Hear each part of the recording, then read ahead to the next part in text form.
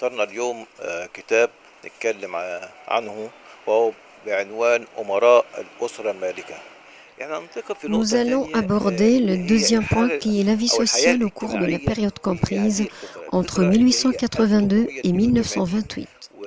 Nous allons voir comment les princes ont donné une importance à l'éducation et la culture du peuple. Ils voyageaient partout, notamment en Europe, fréquentaient des différentes cultures et ont tenu par la suite à introduire ces cultures en Égypte. Au cours de cette période, l'État œuvrait à la réforme sociale et est parvenu à trouver des solutions aux problèmes qu'affrontaient les Égyptiens. L'État a cherché à améliorer les conditions des pauvres à travers la création des associations caritatives. Ces associations étaient présidées par les membres de la famille royale. Il y avait une sorte de concurrence entre eux dans ce domaine. Ils s'intéressaient aux soins médicaux, au sport, aux orphelins. Le but de tout cela était d'enraciner leur présence sur la scène sociale en Égypte, d'affirmer leur appartenance au peuple égyptien et d'approfondir les relations avec ses différentes classes. Après la catastrophe des ouvriers qui a eu lieu après la Première Guerre mondiale en 1914 et qui a causé le chômage dans ce secteur vital, les membres de la famille royale ont décidé de créer un fonds pour soutenir ces ouvriers et les dédommager en raison de la stagnation qui prévalait. À Alexandrie, et après la réussite de l'idée, le prince Omar Tosun l'a transmise pour aider les ouvriers là-bas. Ces actes reflétaient l'intérêt accordé par les princes à la vie sociale au cours de cette période à travers les aides aux différentes classes de la société. Il y avait aussi différents rôles joués par les princes, citons entre autres le rôle du prince Hussein Kamel dans l'éducation des pauvres. Il a créé des écoles pour les instruire.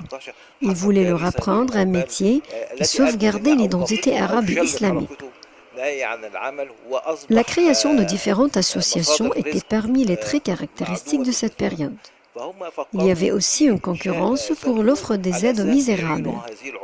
La raison, et comme je l'avais mentionné, c'était d'affirmer l'appartenance au peuple égyptien et approfondir les relations avec les différentes classes de la société.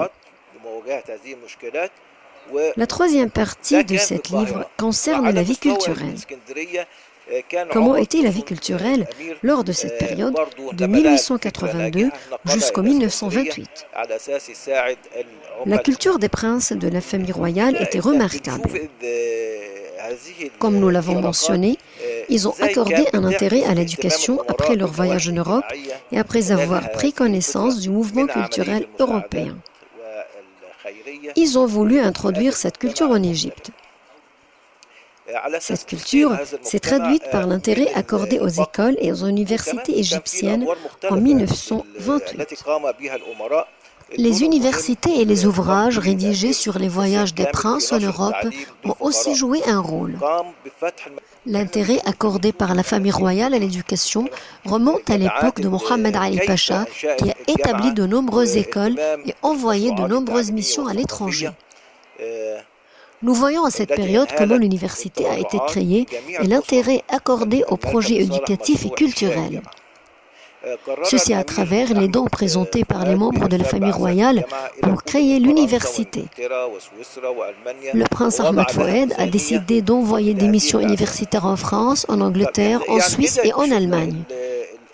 Il a consacré un grand budget à ces missions.